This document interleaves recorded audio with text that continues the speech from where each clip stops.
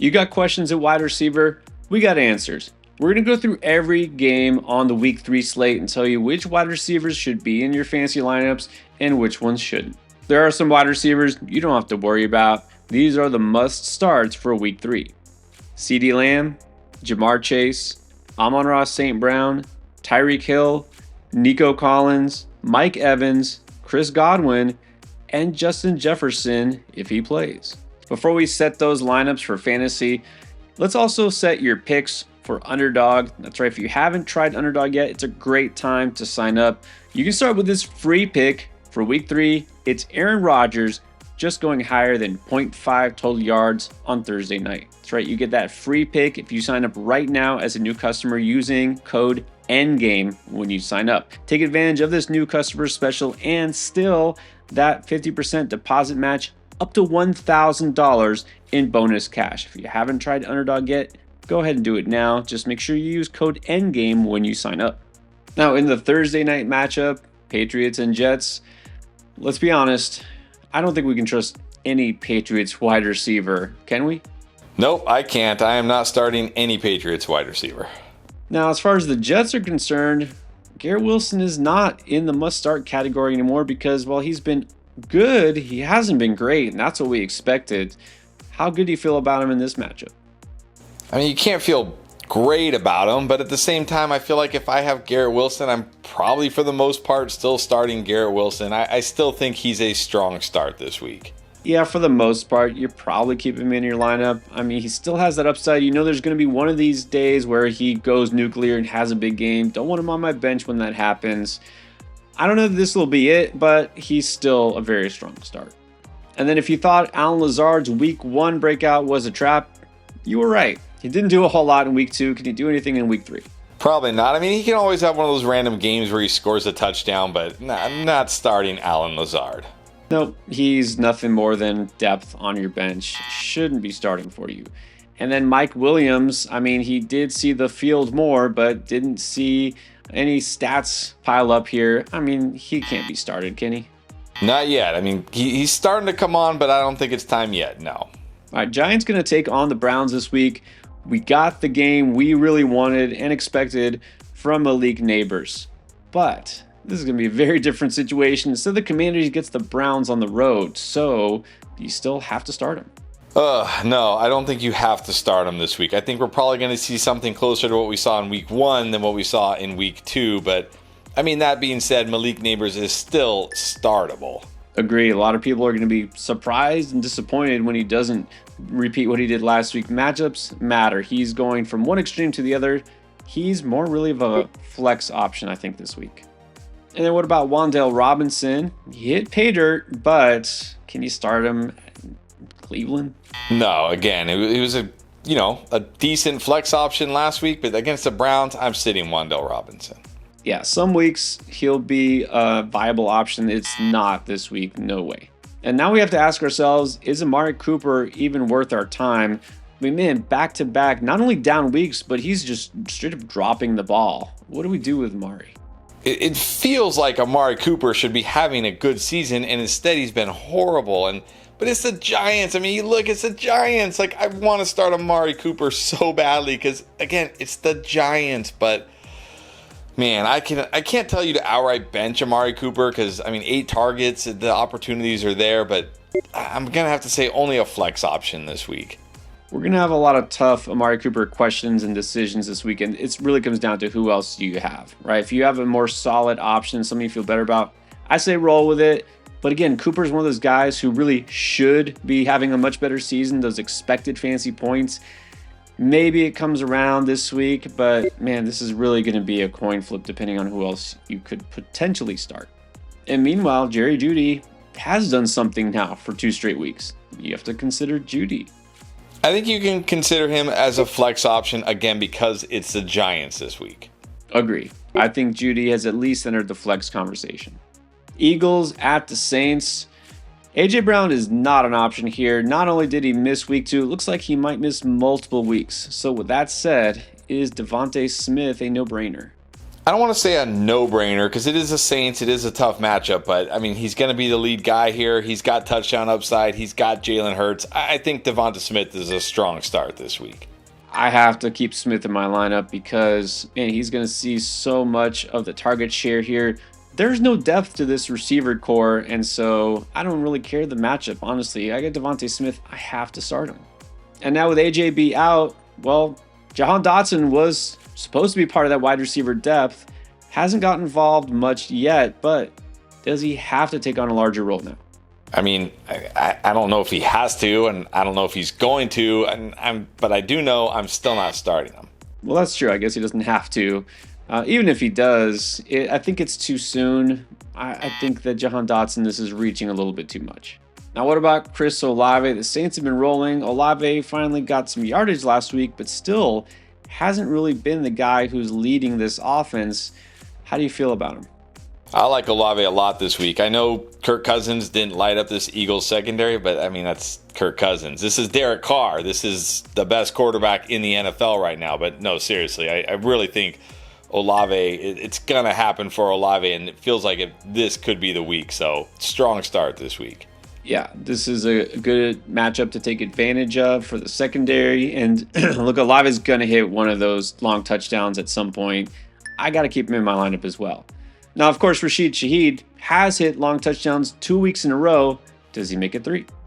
I mean, probably not, but at the same time, maybe he does. So if you're looking for an upside flex, I think Shaheed's a good bet. We were big on Shaheed throughout the preseason for this reason. Like, he's not going to do it every week, but this matchup got a great chance. So probably on the wide receiver 3 spectrum for me. Texans taking on the Vikings. Now, the way this Houston receiving core looks like, it's Nico Collins and then the rest. But what does that mean for Tank Dell? Big disappointment last week, to be honest. Yeah, should have had another big play. That's 2 weeks in a row. He should have had a big play and a big game, but he hasn't. But it's going to happen. My worry is it might not be this week. This Vikings defense is really good. Brian Flores has this defense playing great. So I'm going to say an upside flex play, but that's the highest I can go.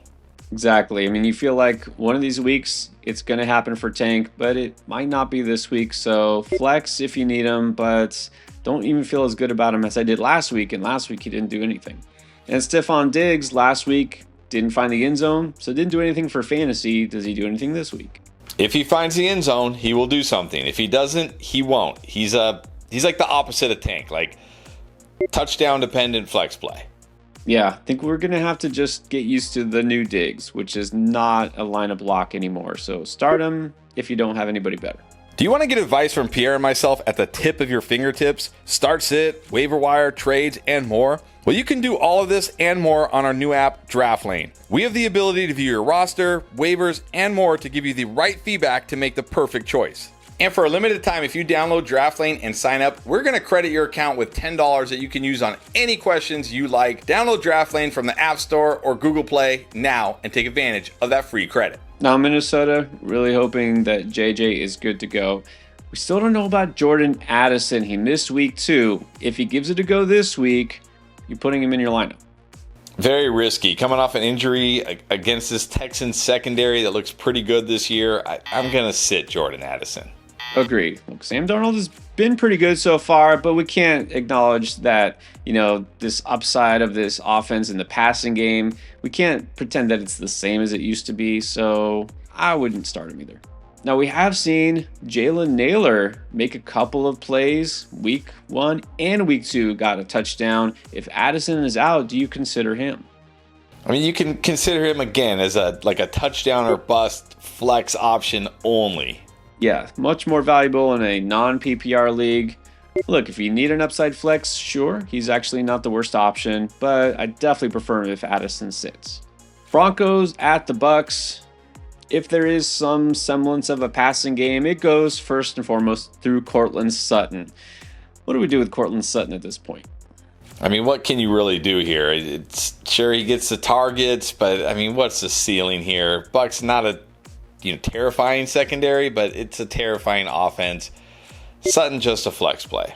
Low ceiling flex play at this point. I mean, is there touchdown upside at all in this offense?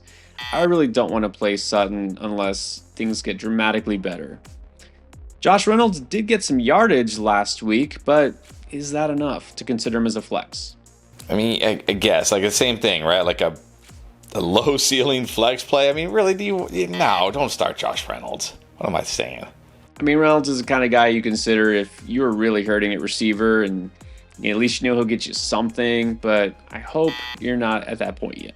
And now at this point, we got to consider both of the Bucs' number 1 and 2 receivers as locks, but can we consider Jalen McMillan? No, kind of disappeared last week a little bit after week 1, but I mean, he's a rookie. He's going to have ups and downs. I'm not starting McMillan this week. Really shouldn't need to start him. I'm going to agree. Kind of guy you kind of stash just in case, or maybe throw in a DFS lineup, but not a redraft lineup. All right, Packers at the Titans. Gonna assume Jordan Love is gonna be out once more. It's looking that way. So, where does Jaden Reed fall for you? Cannot start him. I mean, with 2 catches for 2 yards or something like that last week. I mean, Malik Willis, they're not even really asking him to throw it that much. Nah, you can't start Jaden Reed this week. Yeah, the problem is not that this matchup is bad. It's just they're not going to pass the ball enough. There's not enough targets to go around. So Jaden Reed is better off on your bench. Romeo Doubs, I mean, look, he actually surprisingly did get some yardage last week, but still, it's not enough, is it? No, if I can't start Reed, I can't start Doubs. And then probably the most disappointing of the bunch has been Christian Watson. Didn't really do much, even in week 1 with Jordan Love. Watson, gonna guess, is on benches too. Yeah, he got exactly as many targets as you and I got in week 2. And cannot start Christian Watson until Jordan Love is back. Now in Tennessee, Calvin Ridley had himself a game in week 2, receiving and a rushing touchdown. We have to consider Ridley a really strong start at this point. I don't know if I can go that far. I mean, okay, like you said, rushing touchdown. And that second touchdown I thought for sure was an interception. And then somehow it was in Calvin Ridley's hands. I was like, how was that not picked off? But look, he's getting targets. He's got potential here. I think he's startable. I think it's a pretty strong start, to be honest. I mean, I know Will Levis will continue to do dumb things, but he once in a while does good things as well. Ridley is the number 1 receiver here. I think he's at the very least a low-end wide receiver too. Now, DeAndre Hopkins, still not 100%, still not looking like the Hopkins of old. Is he at least in the flex conversation? No, not even in the flex conversation for me. All right, yeah, I agree. I'm big on Ridley because I think he's just the guy there. Hopkins right now isn't. Bears going to take on the Colts this week. Let's start with DJ Moore.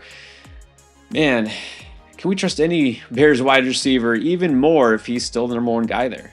Yeah, this is so tough. I mean, even with Keenan Allen out, just no ceiling here right now. So we don't know about Keenan yet. I'm going to say DJ Moore just a flex start. Right, just based on the fact that Keenan is still banged up. And, I mean, Moore did get some catches, some yards. I know that doesn't seem too encouraging. You could start him, just don't expect a big game. Now, Keenan Allen, well, he did sit week 2, might come back week 3. If so, I mean, what is his ceiling? Yeah, again, you can't be too excited here. Just a flex play. I'm going to say I can sit and wait a week to see if Keenan is even 100%, and if so, how involved will he even get? So I don't want Keenan in my lineups. And then the rookie Rome Odunze did play last week. Didn't do much, just like most of the Bears offense. I'm guessing Rome is on your bench. Yeah, he had that one big catch, but that was really it. You got to. All right, now in the Colts receiving room, Michael Pittman is not leading the way. Is it time to consider benching him? I don't think you can bench Pittman. I mean, if you have better options, sure, you can bench him. But I'm, again, not expecting a big game from him this week. This Bears defense is really good. So I'm going to say Pittman again, just kind of a flex play this week. Yeah, I mean, it's hard to bench a guy like that with, his upside. I don't know why Anthony Richardson's not looking his way too often. So I don't feel it's a great Pittman week either. But I also don't feel like you have to sit him unless you really stacked a wide receiver. Alec Pierce does continue to lead the way. Another touchdown. Do we really have to start considering him?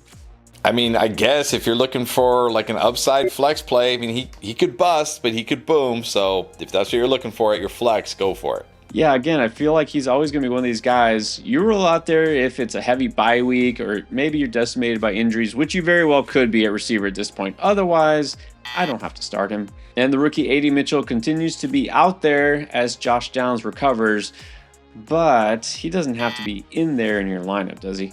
No, not time for A.D. Mitchell in your lineup yet. Chargers taking on the Steelers in Pittsburgh this week. And let's talk about leading receiver for the Bolts. That's right, it is Quentin Johnston. 2 touchdowns this past week. Is it time to throw QJ in the flex spot? I don't think so. Not against the Steelers, Joey Porter. Justin Herbert, we don't even know, like banged up. Is he playing or not?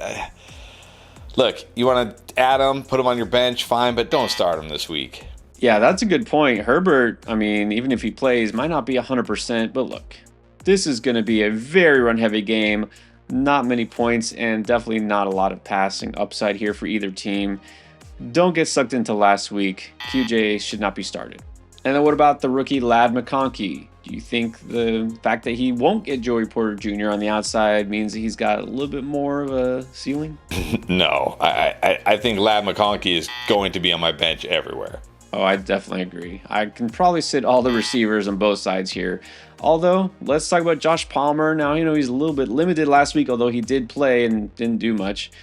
Maybe Palmer for a big play? Nope, not taking that chance. No, neither am I. Now, big plays do come to George Pickens pretty often, but can it happen against the Chargers based on the way the Steelers' offense has looked? I mean, obviously the Steelers' offense hasn't looked great, but I feel better about Pickens in this matchup than I did last week, so I think Pickens is startable. I'm going to say I feel like Pickens is always startable, and the last week, even though not big numbers, he had a couple of big plays that were called back by penalty, a touchdown that should have gone.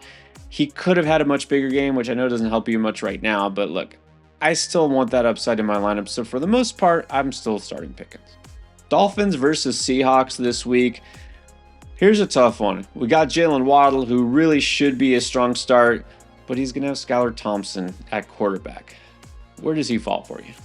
I think, sadly, I have to put Jalen Waddle in the flex-only department this week. I mean, Seahawks do have a pretty good secondary, but really it's more about Skylar Thompson. So Jalen Waddle, just a flex. I'm nervous here, and I can't say Waddle is a must bench, but man, I really just feel like this is going to be a letdown across the board. Road game in Seattle, not an easy spot either, so desperation flex. Then there are the Seattle receivers. Hello, DK Metcalf. Welcome back. After a disappointing week 1, he went off. I mean, can you even consider not starting him? No, and especially this week against this Dolphins secondary, doesn't scare me one bit. They're at home. You got to start DK Metcalf. He's a strong start. Got to start DK Metcalf. And also, I'll tell you what, you take a look at the early lines on Underdog if you do pick'ems for NFL. Right now, he's at 58.5 yards. I mean, sure, even if he doesn't have a monster game like week 2, I think this will be pretty easy. I'm going to take that pick'em. If you don't know about Underdog, well, go ahead and sign up now. This is a great time to do that because you can get the new customer free pick, which is Aaron Rodgers just getting 1 yard. So that free pick, you combine it with this DK Metcalf pick, I'm pretty sure he's going to hit higher than 58.5 yards. You put those two together, you can get yourself a win. You also still get that deposit match, a bonus cash up to $1,000. It's a good time to try Underdog if you haven't already. Just make sure you use code ENDGAME when you sign up. And while Metcalf was busy going off, so was JSN. Jackson Smith and Jigma, is this now officially breakout season for him? It might be. I'm not ready to say that yet, but it definitely could be, and this is another good matchup for him. So I'm not as excited about him as I am for DK Metcalf, but I still think JSN definitely startable this week. I'm going to say I still prefer DK Metcalf, but yeah, based on the way he was used last week, based on the way this Dolphins secondary has looked, I think he's at least a wide receiver 3 in 12-team leagues. And then Tyler Lockett went from being the leading receiver week 1 to kind of falling by the wayside in week 2. Where does he fall in week 3? I mean, if DK is going to be great and JSN is going to be good, that means Tyler Lockett's probably going to fall by the wayside again. I'm not starting him. He always kind of comes out of nowhere, right, and sneaks up and has these occasional big games.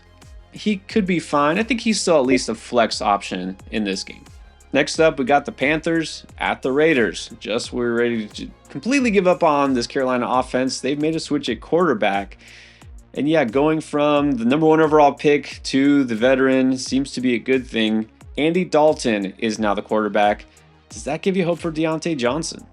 Yeah, it definitely gives me hope for Deontay Johnson, but not enough hope to immediately put him in my lineup. I'm still going to sit Deontay Johnson this week. Yeah, I mean, we've been burned 2 weeks in a row. I do feel much better, but again, you're taking a risk here. We don't know if there's even any sort of connection between these two guys. Have they even thrown the ball to each other much? Let's sit Deontay Johnson. I'd pick him up if he was dropped, but I really don't want to start him yet. Now, Devontae Adams came through on the road against Baltimore, and now he's at home against Carolina. Is this a sure thing? I mean, I don't ever want to say a sure thing, especially because the one thing about the Panthers is maybe the Raiders don't throw the ball much, but it's Devontae Adams. I mean, he's a strong start. Yeah, Devontae Adams should always be a strong start.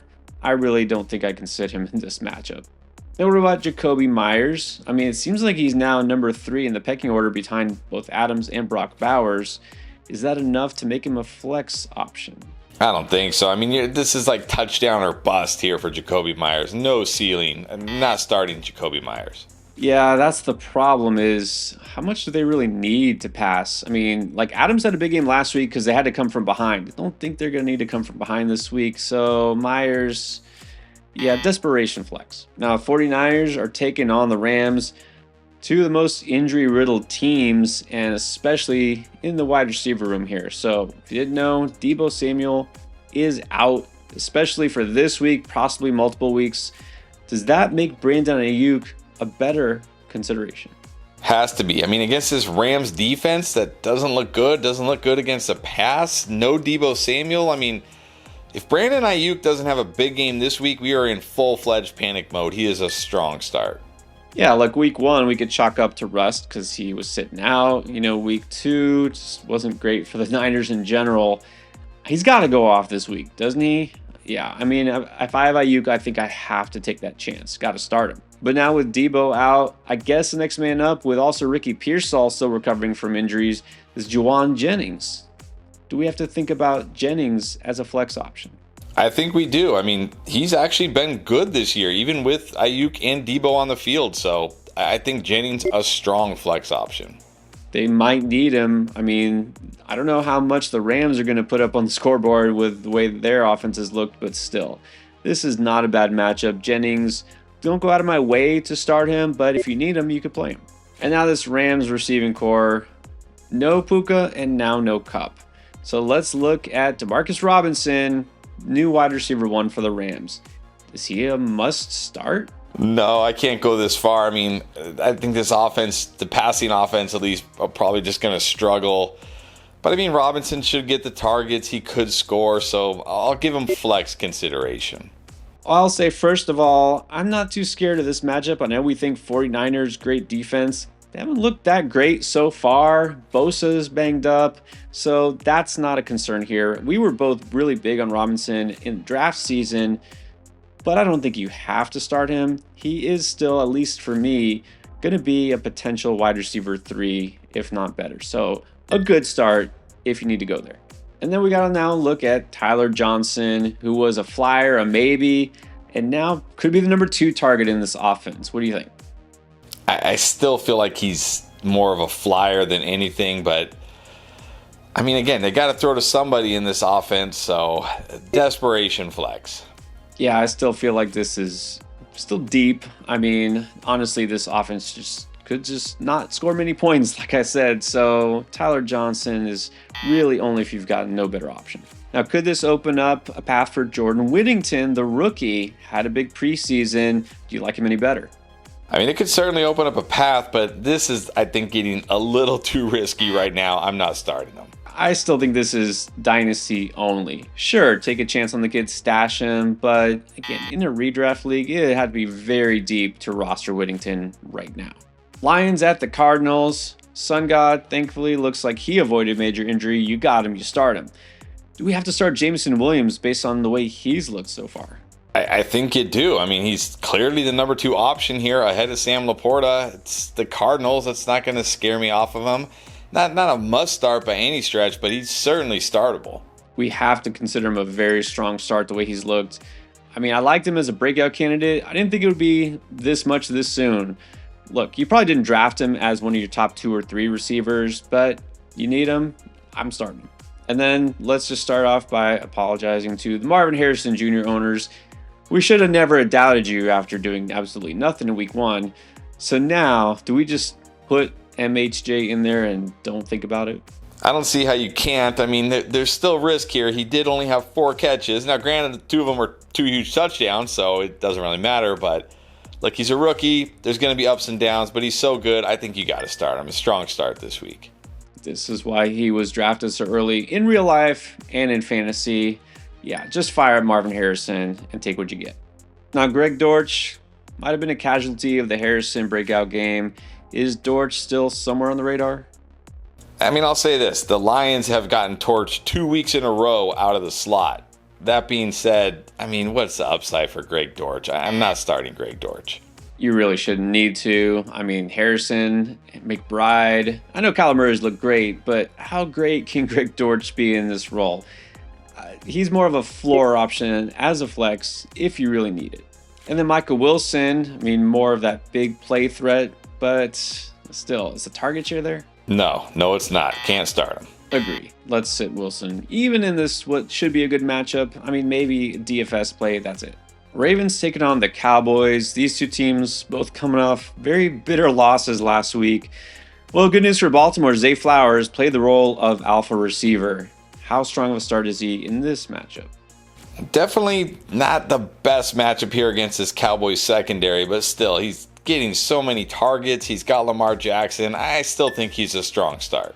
Yeah, there are a few situations where I would find myself benching Zay Flowers, so pretty much I'm just rolling him out there, no questions asked. Rashad Bateman, on the other hand, I think I can sit him. Yeah, I mean, how many more weeks do we really have to talk about Rashad? Like, is anybody even considering Rashad Bateman? I'm not starting Rashad Bateman. Now, despite getting pummeled by the Saints, CeeDee Lamb still did CeeDee Lamb things. He's a lock.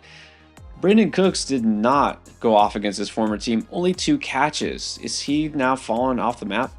I don't want to say he's completely fallen off the map, but this is just what you get with Brandon Cooks. So, I mean, this is not a great matchup for him, but they are at home.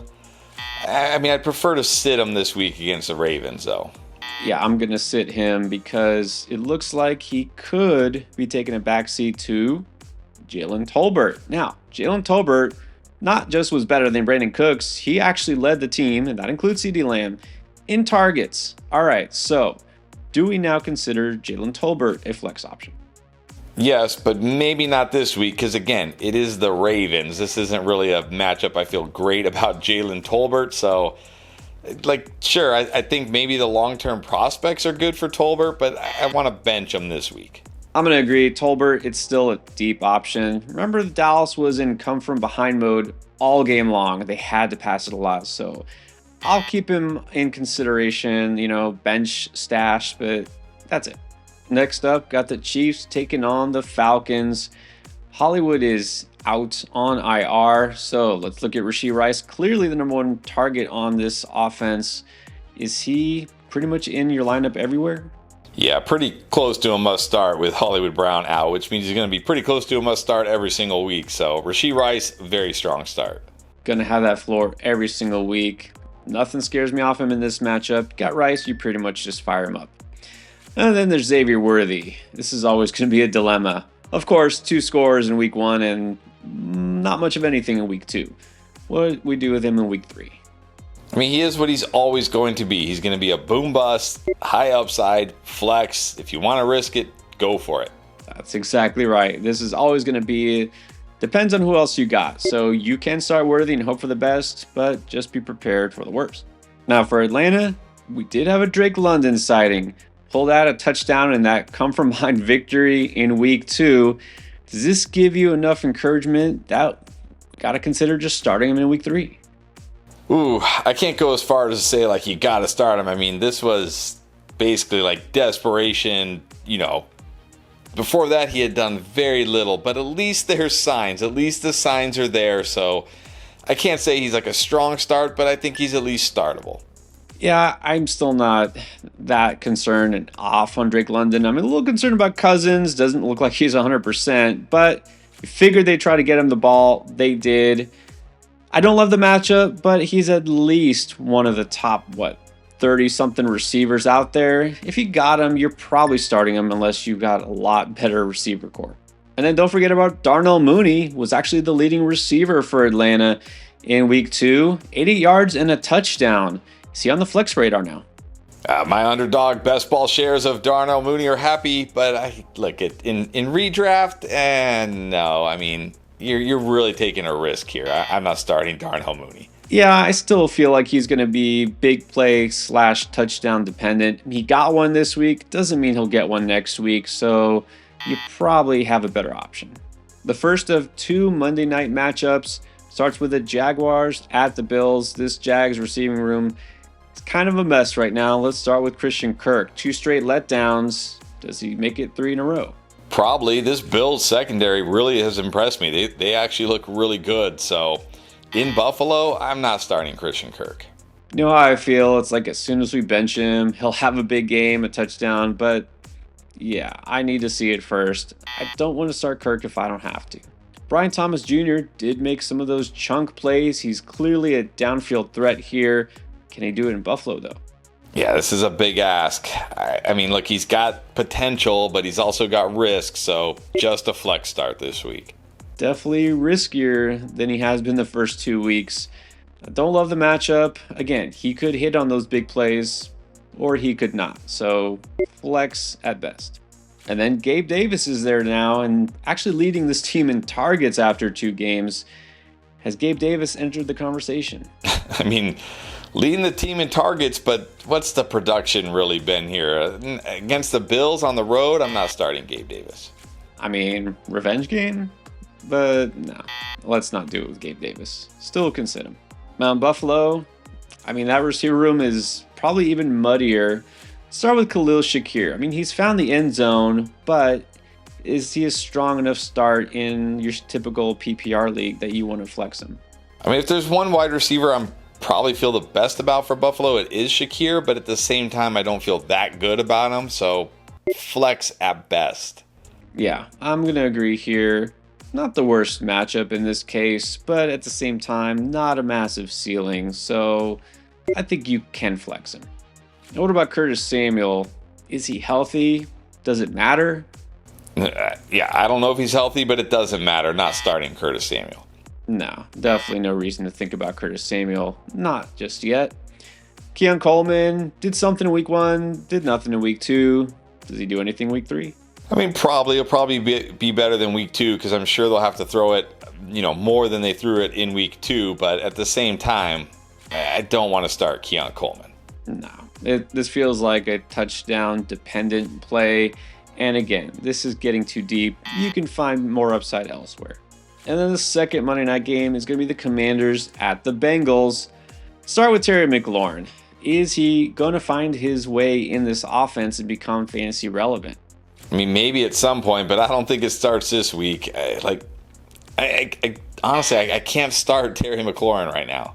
I mean, he did get targeted more than week 1, which is not really saying much because he was barely targeted in week 1. But yeah, this offense just looks like a work in progress. So sit Terry if you can help it. Now for Cincinnati, it is possible that T. Higgins plays. We'll see. If he does suit up, are you firing him up? I mean, look, it's the Commanders. If he practices all week and he's good to go, I got to start T. Higgins against the Commanders. I'm sorry. I just do it. He's startable. It is the Commanders. Well, I'll say this. I want absolutely 100% guarantee that he's not just playing, but going to play the full game and not pull any shenanigans. So if he's good to go, okay, fine. I'll blame. Now, whether T. Higgins plays or not, would you consider Andre Yosevich because it's the Commanders?